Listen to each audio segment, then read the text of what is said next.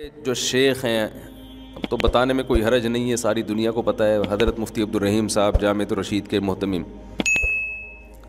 انہوں نے سرگودا کے نا ایک چھوٹے سے پسماندہ علاقے میں آنکھ کھولی، گاؤں میں میں وہ گاؤں بھی گیا ہوں، حضرت کے گھر بھی گیا ہوں، بہت ہی ایک پسماندہ علاقہ ہے سرگودا کے مضافات میں۔ پڑھائی میں بہت تیز تھے، بہت اچھے نمبروں سے پاس ہوتے تھے، وفاق میں ٹاپ کیا تھا پورے پاکستان میں۔ تو ادھر حضرت مفتی رشید احمد صاحب رحمہ اللہ تعالیٰ جو کراچی میں تھے نا، حضرت مفتی محمد تقی عثمانی صاحب، حضرت مفتی محمد رفیع عثمانی صاحب، ان دونوں بزرگوں کے استاذ تھے۔ تو ہمارے جو شیخ تھے وہ حضرت مفتی رشید احمد صاحب کی خدمت میں آ کے رہنا شروع کر دیا۔ قصہ مختصر یہ ہے کہ حضرت نے جب دیکھا کہ بھئی ان کی علمی استعداد بھی ہے، تقویٰ بھی ہے، اللہ کا خوف بھی ہے، حب جاہ نہیں ہے، حب مال نہیں ہے، تو حضرت نے اپنا نائب بنا دیا۔ مفتی رشید احمد صاحب سے بھی ہم بیعت تھے، وہ جن لوگوں نے ان کو دیکھا ہے تو وہ جانتے ہیں کہ ان کا معیار کتنا اونچا تھا تقویٰ کا، تو وہ کسی کو اتنے آرام سے بناتے نہیں تھے، یعنی اجازت بیعت نہیں دیتے تھے۔ تو حضرت نے کیا کیا کہ پھر اپنے ساتھ سفروں میں لے جانا شروع کر دیا، تو اللہ نے بڑی عزت دی۔ تو ہمارے شیخ نے بتایا کرتے تھے کہ میں جب سرگودا کے مضافات میں اپنے اس علاقے میں جاتا ہوں نا تو وہاں کچھ دیر بیٹھتا ہوں میں، اور یہ کہتا ہوں کہ دیکھ تو اصل میں گویا تیری اصل یہ تھی، تجھے تیرے استاذ نے کہاں تک پہنچا دیا، سمجھ رہے ہیں؟ جب انسان کہیں تک پہنچ جاتا ہے نا تو پھر اپنا پرانا زمانہ بھول جاتا ہے۔ یہ کیوں استحضار؟ تاکہ اپنے استاذ اور شیخ و مرشد کی محبت پیدا ہو کہ ہمیں تو کوئی جانتا بھی نہیں، ایک بزرگ سے تعلق قائم کیا، اس کی اخروی برکتیں تو بعد کی دنیاوی برکتیں یہ ہیں کہ آج اللہ اتنا کام لے رہا ہے۔ تو انسان کو چاہیے کہ اپنا ماضی سوچا کرے۔ اللہ میاں نے بھی ہمیں بار بار ہمارا ماضی بتایا ہے، پاسٹ۔ اصل میں حال تو سب کا ہی اچھا ہوتا ہے، پاسٹ کسی کا بھی اچھا نہیں ہوتا۔ پاسٹ اللہ بھی بتاتے ہیں، هل أتى على الإنسان حين من الدهر لم يكن شيئا مذكورا۔ اللہ کہتے ہیں آج جو تم وڈیرے بنے پھرتے ہو، محلے کے دادا بنے پھرتے ہو، تمہارے اوپر ایک کروڑوں اربوں سال کا زمانہ ایسا آیا ہے تم قابل تذکرہ چیز ہی نہیں تھے، مٹی تھے۔ انا خلقنا الانسان من نطفۃ امشاج، منی کے قطرے سے ہم نے تمہیں بنایا۔ اس ماضی کی طرف جھانک کر دیکھو، ایک جرثومہ تھا، کوئی قابل عزت چیز تھی وہ؟ ایسا جرثومہ جو خوردبین سے بھی مشکل سے نظر آئے۔ اللہ کہتے ہیں تمہارے ماں کے رحم میں اس نے قرار پکڑا، فجعلناہ نطفۃ فی قرار مکین، ہم نے اس کو نطفہ بنا کے ایک ٹھکانہ دیا۔ یخلقکم فی بطون امہاتکم خلقا من بعد خلق، مختلف مدارس سے گزارا اس کو، یہ سب ماں کے پیٹ میں ہو رہا ہے سب کچھ۔ آج اگر وہ ہمارا ماضی ہمارے سامنے آ جائے تو ہمیں گھن آنا شروع ہو جائے اپنے آپ سے، کیسے سڑا ہوا گوشت بنتا ہے، انتہائی بدبودار، گند، اس میں بو ہوتی ہے، بہت زیادہ اسمیل ہوتی ہے۔ فخلقنا المضغۃ علقۃ، اس گوشت کو ہم جمے ہوئے خون کو گوشت میں تبدیل کرتے ہیں۔ 4 مہینے تک نا انسان کا جو ماں کے پیٹ میں پروسیس ہے وہ ایک بدبودار گوشت کے سوا کچھ بھی نہیں ہے، بہت سخت سڑاند ہوتی ہے اس کے اندر۔ اس کے بعد فَكَسَوْنَا الْعِظَامَ لَحْمًا، پھر ہم اس میں ہڈیاں پیدا کرتے ہیں، اس پہ پھر گوشت چڑھاتے ہیں۔ ثُمَّ أَنشَأْنَاهُ خَلْقًا آخر، یہ سارے مراحل ماں کے پیٹ میں ہو رہے ہیں اور انسان کو اس کی خبر نہیں ہے. اسے نہیں پتا میرے رب نے ماں کے پیٹ میں کیسے ڈینٹنگ پینٹنگ کا کام شروع کروایا, مزدور لگائے ہوئے ہیں. شو روم میں گاڑی تیار ہوتی ہے نا, وہ عمل اتنا پیچیدہ نہیں ہے جتنا ماں کے پیٹ میں انسان کے تیار ہونے کا پروسیس پیچیدہ ہے. آنکھ لگ رہی ہے بھائی, آپ کبھی شو روم میں جا کے دیکھیں نا گاڑیاں کیسے تیار ہو رہی ہوتی ہیں. ہاں بھائی مڈ گارڈ اٹھا کے لے آ بھائی, ہاں بھائی ٹائر لے آ, ہاں بھائی پانا لے آ, چھوٹے پانا لے کر. اب تو ورک شاپ میں چھوٹے ہی شارٹ ہو گئے ہیں. پہلے زمانے میں, اب بھی تھوڑے بہت نظر آتے ہیں, ورک شاپ میں ایک چھوٹا ہوتا تھا جو ہمیشہ گنجا ہوتا تھا. اس کو پتہ نہیں بال کیوں نہیں رکھنے دیتے تھے اور اس کو چپت لگتی رہتی تھی. چھوٹے ادھر پانا لے کر آ, چل بے چھوٹے یہ ٹائر اٹھا کے لا, ہوتا تھا نا. اس بیچارے کو بال بھی نہیں رکھنے دیتے تھے تاکہ جب چپت لگے نا تو ڈائریکٹ اسکن پہ جا کے ٹچ ہو, بال بیچ میں رکاوٹ نہ بنے. چھوٹے یہ لے آ, چھوٹا وہ لے آ, چھوٹے یوں کر لے, چھوٹے یوں. چھوٹا تھوڑے دنوں میں وہ محلے کا دادا بن جاتا تھا, اس کی اپنی ورک شاپ ہوتی تھی. اب پب جی سے فرصت ملے گی تو کچھ سیکھے گا نا چھوٹا. اب چھوٹا بھی وہاں بیٹھ کے فیس بک پہ لگا ہوا ہوتا ہے. ٹیکنالوجی میں ترقی ہوگی ہمارے یہاں, سائنس اور ٹیکنالوجی میں ترقی ہوگی. کیسے ترقی ہوگی؟ اسکول میں ٹیچر پڑھاتے نہیں ہیں, پڑھا رہے ہوتے ہیں تو پیچھے طلبہ اردغل دیکھ رہے ہوتے ہیں بیٹھ کے موبائل میں. اچھا خیر, تو اللہ تعالیٰ ہمیں ہمارا ماضی بتاتے ہیں, ایک جگہ تھوڑی, بہت جگہ. ایک لبرل نے تو قرآن پہ اعتراض کیا ہے کہ یہ اللہ جو ہے نا انسان کو تانے دیتا ہے, معاذ اللہ, کہ تو ایسا تھا, تو ایسا تھا. تانے دیتا ہے کہ تو ایک بدبودار قطرہ تھا, تو ایک بدبودار گوشت تھا. تانے نہیں دیتا, ہمیں ہماری اوقات یاد دلاتا ہے کہ آج تم بڑے فن خان بنے پھر رہے ہو, 3 پیس سوٹ ٹائی میں, اور جی آج سر کی میٹنگ ہے, آج ایک بزنس میٹنگ ہے, آج جناب اسلام آباد بائر جا رہے ہیں بزنس کلاس میں, آج جناب سر کو بلایا گیا ہے, آج جناب جلسے سے سر خطاب فرمائیں گے, آج مفتی طارق مسعود صاحب آئیں گے, ٹھیک ہے نا, ممبر پہ بیٹھ کے بیان کریں گے, آج حضرت جی نے فلاں جگہ جانا ہے. یہ انسان کی عزت ہے نا, ہر آدمی کی عزت ہے. اپنے کمتر سے دیکھو گے تو اس کی نظر میں آپ کی عزت. رکشے والے کی بھی ایک عزت ہے, جس کے پاس رکشہ نہیں ہے وہ کس کی عزت کرتا ہے کہ یار اس کے پاس تو اپنا رکشہ ہے. جس کے پاس اپنا رکشہ نہیں ہے, کوئی رکشہ ہی نہیں ہے, تو وہ اس کی عزت کرتا ہے جس نے قسطوں پہ رکشہ لیا ہوا ہے کہ یار ہم تو قسطوں پہ بھی نہیں لے سکتے. تو دنیا میں جس کو بھی اللہ نے عزت دی اس سے اوپر والی عزت بھی ہے, اس سے بھی آگے جاؤ گے تو اور عزت, اور اس سے کمتر بھی ہے. تو حدیث میں حکم ہے نا اپنے سے کمتر کو دیکھو. رکشہ والا یہ دیکھے کہ بھائی بہت سے ایسے ہیں جن کے پاس ریڑیاں بھی نہیں ہیں. تو ہم اپنی اوقات چونکہ بھول جاتے ہیں. کوئی مفتی بنا ہوا ہے, کوئی بزرگ بنا ہوا ہے, کوئی سائنسدان بنا ہوا ہے, کوئی لیکچرار بنا ہوا ہے, کوئی کمپنی کا باس ہے, کوئی محلے کا دادا ہے, کوئی گھر کا باپ ہے. وہ کون ہے وہ سب کو پتہ ہے. آپ اپنے آپ کو نہیں آپ سمجھ رہے ہو کہ ہمیں, ایسا نہیں ہے. تو یہ جو ساری دادا گیری ہے نا, یہ سائنسدان تھوڑی بتائیں گے آپ کو کہ تم اصل میں کیا تھے. ہمیں ہماری اوقات کون یاد دلاتا ہے؟ جس نے ہمیں پیدا کیا. اس نے کہا یہ زیادہ عرصہ نہیں ہے, 15 20 30 40 سال پرانا جھانک کے دیکھو, ایسے غلیظ تھے کہ کپڑوں پہ لگ جاتے تو دھوئے بغیر نماز اللہ ہی قبول نہیں کرتا, اتنا گندا. جسم سے نکل جائے تو غسل واجب ہو جاتا ہے. اور پھر حیض کا خون, کتنا گندا خون. جیسے ہی عورت کو پریگننسی ہوتی ہے حیض کا خون آنا بند, تو کہاں جا رہا ہے وہ؟ نہیں آئی بات سمجھ میں؟ وہ وڈیرے صاحب چودھری صاحب کی کنسٹرکشن کا کام ہو رہا ہے اس غلیظ خون سے. ایک تو خون گندا اور اوپر سے گندے راستے سے نکلنے والا خون اور گندا. اس سے جناب وسیم بھائی کا اسٹرکچر بن رہا ہے, معذرت کے ساتھ غفار بھائی, اور نام بتا دو کوئی نئے نئے, وسیم غفار بہت ہو گئے, اختر صاحب,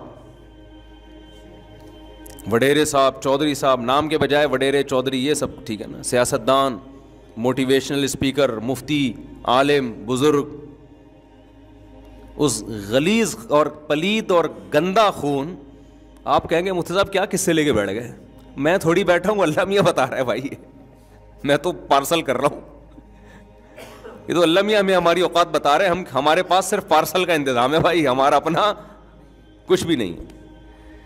جو برگر والے کہتے ہیں نا پارسل کا خاص انتظام ہے، وہ برگر بنا بھی رہے ہیں اور پارسل کر بھی رہے ہیں. گول گپے والوں نے لکھا ہوتا ہے پارسل کا خاص انتظام ہے، تو گول گپے بنا بھی رہے ہیں اور پارسل بھی. ہم صرف پارسل کر رہے ہیں، بنا ہم نہیں رہے ہیں. یہ تو بنا بنایا قرآن جو ہے نا وہ ہم پارسل کر رہے ہیں. تو ادھر پریگننسی ہوئی، اور یہ جو کل بڑا ہو کے وہ جناب علاقے کا ناظم بنے گا، چودھری بنے گا، وڈیرا بنے گا، بزنس مین بنے گا، موٹیویشنل اسپیکر بنے گا، مفتی بنے گا، عالم بنے گا، لوگوں کو موٹیویٹ کرے گا، یہ جناب بن کس چیز سے رہا ہے؟ وہ غلیظ اور گندا خون. اللہ میاں اس کو جیسے ہی عورت کو پریگننسی ہوئی، اللہ اس خون کو روک دیتے ہیں. انسان کو اس کی اوقات یاد دلانے کے لیے کہ 2 ٹکے کا ہے نہیں. باتیں دیکھو اس کی. اس لیے اللہ کو تکبر بالکل بھی پسند نہیں ہے. تکبر تکبر اللہ کو پسند نہیں ہے. اس لیے قرآن بار بار کیا کہتے ہیں؟ فَلَا تُزَكُّوا أَنفُسَكُمْ، اپنا تزکیہ مت کیا کرو، یعنی اپنے آپ کو نیک ہونے کا دعویٰ مت کیا کرو کہ میں یوں میں یوں میں یوں. یہ اللہ کو پسند نہیں ہے بھائی. کوئی خوبی ہے تو اللہ کی طرف نسبت کرو بھائی، اس کی دین ہے، ہم تو بھیکاری ہیں، اس نے دے دی، جب چاہے وہ چھین لے. اتنی بڑی نعمت ہے نا. ہمارے نبی صلی اللہ علیہ وسلم کو یہ بتایا گیا وَلَئِن شِئْنَا لَنَذْهَبَنَّ بِالَّذِي أَوْحَيْنَا إِلَيْكَ، اے نبی ہم جو آپ کو علوم دے رہے ہیں، اگر ہم چاہیں یہ سارے علوم آپ سے چھین لیں اور آپ پھر ہمارے خلاف کسی کو اپنا مددگار نہیں پائیں گے کہ ہم سے کچھ علم لے لیں، بالکل سب کچھ چھین لیں ہم اگر چاہیں تو. حضرت حکیم الامہ مولانا اشرف علی تھانوی رحمہ اللہ نے اس آیت کی تفسیر میں لکھا ہے کہ پیغمبر پہ کیا گزری ہوگی جب اللہ نے یہ انداز اختیار کیا ہوگا. ہے بھائی دیکھو، آپ نے کسی غریب آدمی کو بحریہ ٹاؤن میں 25 پلاٹ دے دیے، پہلے تو اس کو یقین نہیں آئے گا، کیا خیال ہے؟ پھر وہ تھوڑے دنوں جب اس کو یقین آئے گا، اب آپ اس کو دھمکی دے رہے ہیں اگر میں چاہوں تو یہ ساری دولت اس سے لے لوں، تو وہ کیا اس کے دل پہ آرے چلیں گے نا، ابے بھائی یہ کیا ہو گیا. بہت بڑا احسان جب کسی پہ کیا جاتا ہے تو واپسی کی دھمکی سے سامنے والے پر بہت خطرناک اثر پڑتا ہے. تو انبیاء کے دل میں جو سب سے بڑی دولت ہے ان کی نظر میں وہ تو علم ہے، وہ پیسوں کے عاشق تھوڑی ہوتے ہیں. تو اللہ تعالیٰ اپنے حبیب صلی اللہ علیہ وسلم کو سورہ بنی اسرائیل میں کیا کہہ رہے ہیں؟ لوگ مجھے کہتے ہیں آپ آیتوں کے ریفرنس نہیں دیتے، ہم پوری آیت پڑھ کے سنا دیتے ہیں، اور کیا چاہیے تمہیں؟ ریفرنس دینے سے زیادہ مشکل ہوتا ہے پوری حدیث عربی میں یا آیت پڑھ کے سنا دینا. وَلَئِن شِئْنَا لَنَذْهَبَنَّ بِالَّذِي أَوْحَيْنَا إِلَيْكَ، اگر ہم چاہیں، لام تاکید کے لیے، نون مشدد بھی تاکید کے لیے، ہم چاہیں تو ضرور بھی ضرور جو علم ہم آپ کو دے رہے ہیں سارا کا سارا آپ سے چھین لیں. ثُمَّ لَا تَجِدُ لَكَ عَلَيْنَا نَصِيرًا، اور پھر اپنا آپ کسی کو مددگار بھی نہیں پائیں گے ہمارے خلاف کہ ہم سے تھوڑا سا بھی علم چھین کے دکھا دے وہ. تو حکیم علماء نے لکھا کہ پیغمبر صلی اللہ علیہ وسلم پہ کیا گزری ہوگی نا، لیکن اللہ نے اگلی آیت میں اپنے حبیب کو تسلی دے دی، اِلَّا رَحْمَةً مِّن رَبِّكَ، مگر تیرے رب کی تجھ پر، بولو کیا عجیب انداز ہے اللہ تعالیٰ کا، اِلَّا رَحْمَةً مِّن رَبِّكَ، مگر تیرے رب کی تجھ پر رحمت ہے، اِنَّ فَضْلَهُ كَانَ عَلَيْكَ كَبِيرًا، پھر اللہ خود کہتا ہے کہ واقعی تیرے رب کا فضل تجھ پر بہت زیادہ ہے، تھوڑا نہیں ہے. اتنا فضل ہے کہ اتنے علوم دیے اور چھینتا نہیں ہے. تو حکیم الامہ فرماتے تھے اگلی آیت کے بعد پیغمبر صلی اللہ علیہ وسلم کو تسلی ہوئی ہوگی. آپ کسی کو نا کروڑوں روپے کا گفٹ دیں, وہ غریب آدمی ایک دم دولت مند ہو جائے, پھر آپ بولیں بیٹا میں جب چاہوں یہ 2 منٹ میں لے سکتا ہوں, اس کے تو دل پہ آرے چلنا شروع, پھر فوراً تسلی دیتے ہیں لوں گا نہیں. فوراً کیا تسلی دیتے ہیں, بھائی لے نہیں رہا میں, صحیح ہے نا. تو اللہ میاں ہمیں ہماری کیا یاد دلاتے ہیں میرے بھائی, لکھا ہوتا ہے نا اوقات شام 7 سے 8, تو وہاں لکھ دیا کرو اوقات یہ ہے, ٹھیک ہے نا, اس سے بنے. تکبر اللہ کو بالکل پسند نہیں ہے. تکبر کا یہ مطلب نہیں ہے کہ آپ نعمت کے وجود کا انکار کر دیں, کہ ہم جیسے بعض لوگوں پہ خام خواہ کی نا تکلف والی تواضع, جناب اللہ نے آپ کو اتنا نوازا ہے, نہیں میں تو خاکسار, میں تو گدھا. آج کل اسٹائل اور تکلفات بہت ہیں. تکبر یہ نہیں ہے کہ آپ پھٹ پٹی سی بائکوں پہ گھومنا شروع کر دیں, لینڈ کروزر چھوڑ دیں, سمجھ رہے ہو. جو چیز تکبر ہے اس کو تکبر کہا جائے گا, جو تکبر نہیں بے وقوفی ہے اس کو کیا کہا جائے گا, اس کو حماقت اور بے وقوف. میں خاکسار, تو ایک دفعہ الو کا پٹھا ہی کہہ دو اپنے آپ کو. وہ ایک صاحب جا رہے تھے نا سفر میں, پوچھا آپ کا نام کیا, انہوں نے کہا کلب حسین, حسین کا کتا. اب یہ جو سامنے بیٹھا ہوا تھا اس کا کوئی چنگیز خان نام تھا, اس نے بولا یار میں تو بڑا تکبر والا نام ہے میرا. اب میں کوئی ایسا نام بتاؤں جو کلب حسین سے بھی زیادہ تواضع ہو. کلب کہتے ہیں کتے کو, حسین کا معنی. تو اس سے پوچھا آپ کا نام, کہہ رہے خنزیر اللہ. یہ اسٹائل کس کا چل رہا ہے آج کل, تواضع. او بھائی یہ تواضع نہیں ہے, یہ بے وقوفی ہے.